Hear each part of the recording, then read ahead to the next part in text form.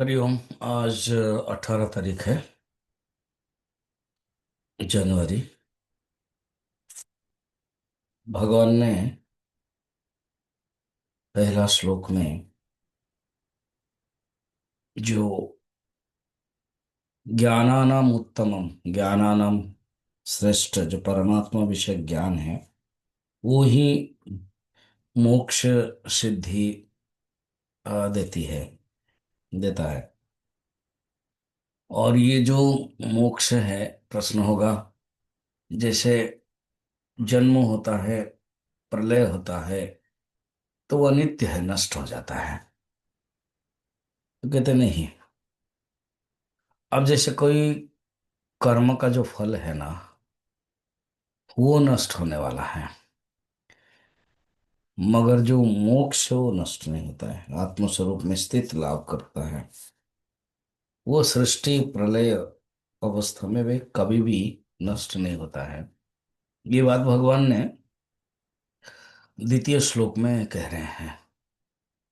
एक दृष्टि से प्रतिज्ञा भी है। ये जो ज्ञान है ये परमानेंट है, नित्य है। और ज्ञान के महिमा और फल भी वर्णन करते हैं। जैसे एक नंबर श्लोक में वर्णन किया था, वैसे दूसरा नंबर श्लोक में वर्णन करते हैं। श्री भगवान उवाच इदं ज्ञानमुपाश्रित्य मम साधर्म्यमागताः सर्गेऽपि नोपजायन्ते प्रलयेन व्यथन्ति च।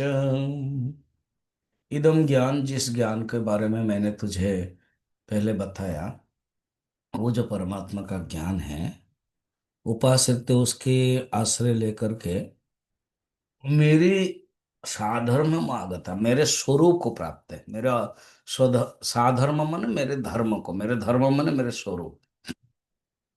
जैसे चीनी का धर्म है मिठास, अग्नि का धर्म है उत्ताप, इसी प्रकार मेरा जो धर्म है वो है सच्चिदानंद स्वरूप है।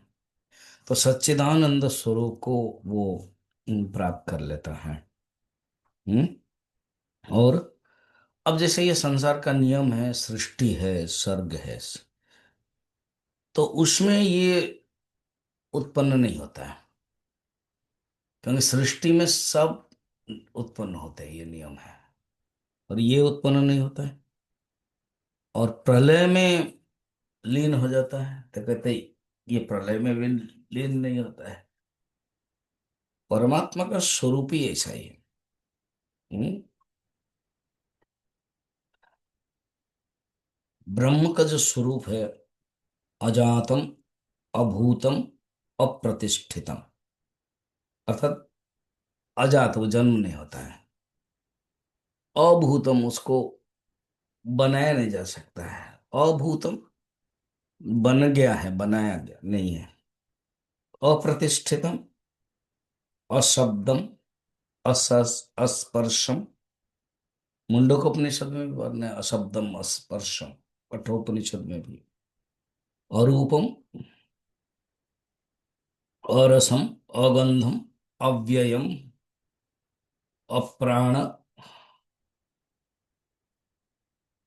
अमुखम, अश्रोत्रम, अवाक, अमन, अतेजस्क, अचक्षु, अगोत्र, अशिरस्क, अपाणिपाद।